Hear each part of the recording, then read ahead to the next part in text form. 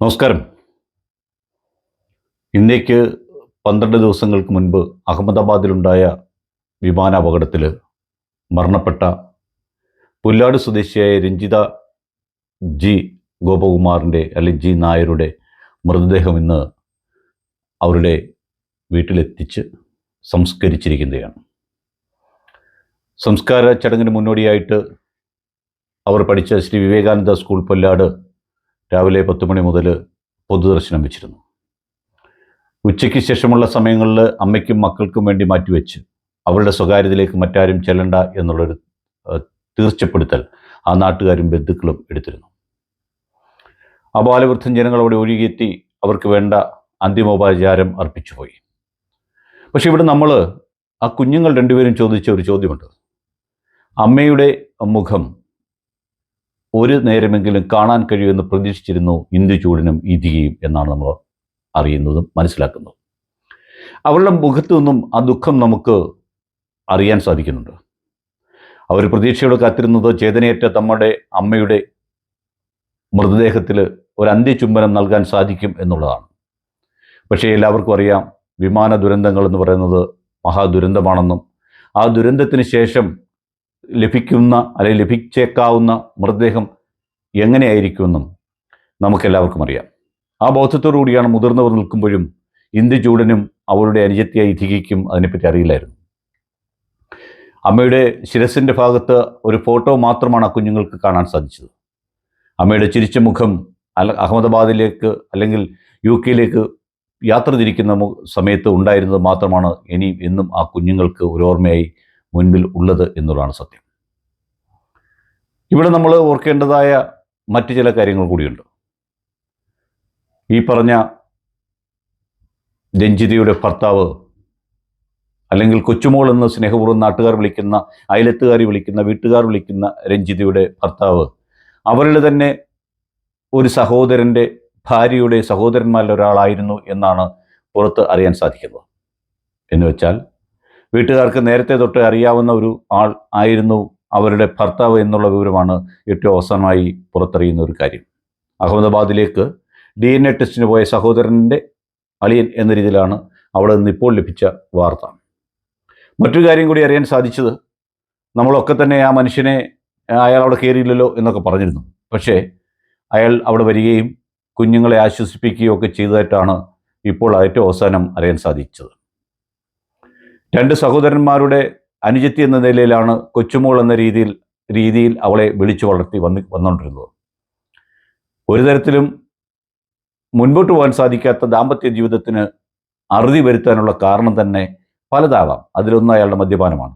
ദിവസങ്ങളോളം ഇവർ നിങ്ങൾ വഴക്കുണ്ടാകും എന്നൊക്കെയാണ് ഇപ്പോൾ അവിടുത്തെ ഒരു പഴയ പഞ്ചായത്ത് മെമ്പറും ഈ പറഞ്ഞ കൊച്ചുമോളെ ഏറ്റവും അവസാനമായി പോകുന്നതിന് തലേ ദിവസം കണ്ട ആളും നമ്മളോട് പറഞ്ഞത്. അപ്പോൾ അങ്ങനെയുള്ള സാഹചര്യത്തിൽ ഒരുപക്ഷെ ഇവർക്ക് നേരത്തെ അറിവുള്ളവരായിരിക്കാം. ആ അറിവിൻ്റെ പുറത്ത് ഇങ്ങനൊരു വശം ഇയാളിലുണ്ട് എന്നുള്ള കാര്യം ഇവർക്ക് ബോധ്യമായില്ലായിരിക്കാം. അതായിരിക്കും നമുക്ക് തോന്നുന്ന വിവരം.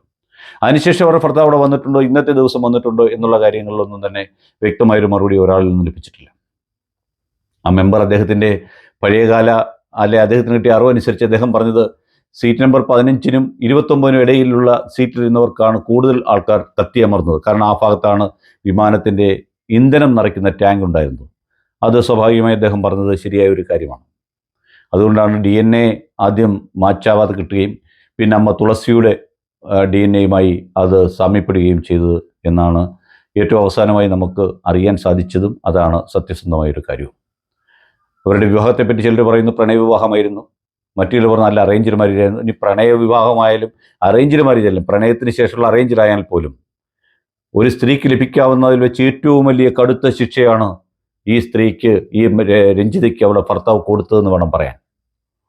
മാന്യമായ ജോലിയും മാന്യമായ രീതിയിൽ ജീവിക്കാനുള്ള ചുറ്റുപാടുമുള്ള ഒരു മനുഷ്യൻ തന്നോടൊപ്പം തന്നെ ജോലി ചെയ്യുവാനും കുടുംബം പോറ്റുവാനും ഒരു കാരണവശാലും ആരെയും മുഖം കറുത്ത് പറയാത്തതുമായ രഞ്ജിതയെ കൂടെ ചേർത്ത് നിർത്തിയ മക്കളെ ചേർത്ത് അവരോടൊപ്പം വളർത്തുവാനും അവരെ ചേർത്ത് പിടിച്ച് നിർത്തുവാനും കഴിയാത്ത ഒരു വ്യക്തി, അവൻ എത്ര വലിയ കുടുംബത്തിൽ പിറന്നവനാണെങ്കിലും എത്ര വലിയ പ്രേമം നടിച്ചവനാണെങ്കിലും മനസ്സാക്ഷിയില്ലാത്തവനാണ് എന്ന് വേണം നമുക്ക് പറയേണ്ടിയിരിക്കുന്നത്.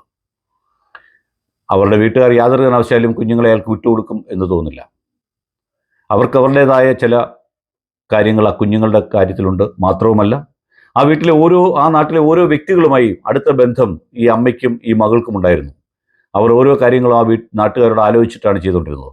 അങ്ങനെയാണ് രോഗിയായ അമ്മയുടെ അടുത്തേക്ക് ഞാൻ മനസ്സിലാക്കുന്നത് പത്തനംതിട്ടയിൽ നിന്ന് 3 കിലോമീറ്റർ കിഴക്കുള്ള കുമ്പഴ എന്ന് പറയുന്ന സ്ഥലത്തുണ്ടായിരുന്ന വീട് വിറ്റിട്ടാണ് ആ വീടും വസ്തുവും വിറ്റതിന് ശേഷമാണ് ഇവിടെ അമ്മയുടെ അടുത്തേക്ക് രഞ്ജിത വീട് വെക്കാൻ വേണ്ടി വന്നത് എന്നുള്ളതാണ് മനസ്സിലാക്കുന്നത്. എന്തായിരുന്നാലും നമ്മൾ പലപ്പോഴും പലയിടത്തും കണ്ടിട്ടുണ്ട്, ഗൾഫിൽ ജോലി ചെയ്യുന്ന പലരുടെയും വീട് വെക്കുന്ന വീടിൻ്റെ പാലുകാച്ച് കർമ്മം നടക്കുന്നതിന് മുമ്പ് അവരുടെ ബോഡി കൊണ്ടുകയറുന്ന പല സന്ദർഭങ്ങളിലും പലയിടത്ത് വെച്ചും കാണാൻ സാധിച്ചിട്ടുണ്ട്.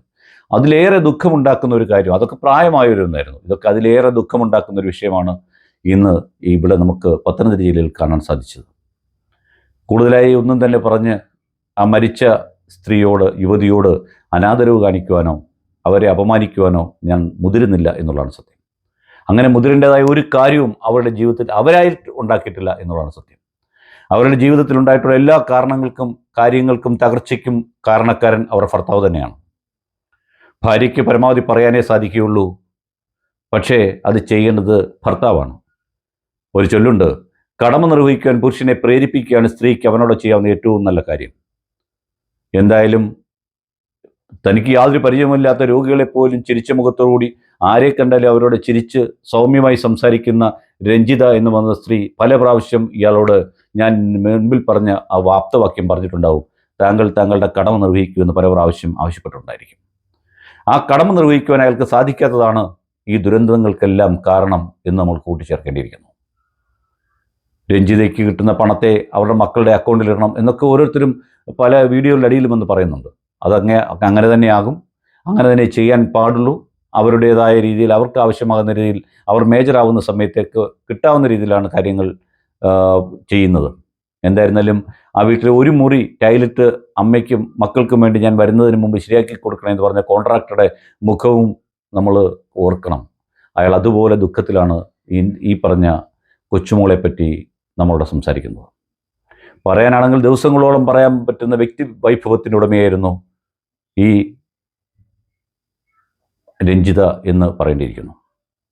ദുഃഖം തളം കിട്ടിയ ഒരു വീട്ടിൽ നിന്നും ആ മക്കൾ ഇനി പഠിച്ചു വളർന്ന് വലുതാവട്ടെ എന്ന് മാത്രമേ ആശംസിക്കാൻ സാധിക്കുകയുള്ളൂ. പുതിയ വിവരങ്ങൾ ഉണ്ടാകുമ്പോൾ നമുക്ക് വീണ്ടും ഈ വിഷയം തന്നെ സംസാരിക്കാം. നന്ദി, നമസ്കാരം.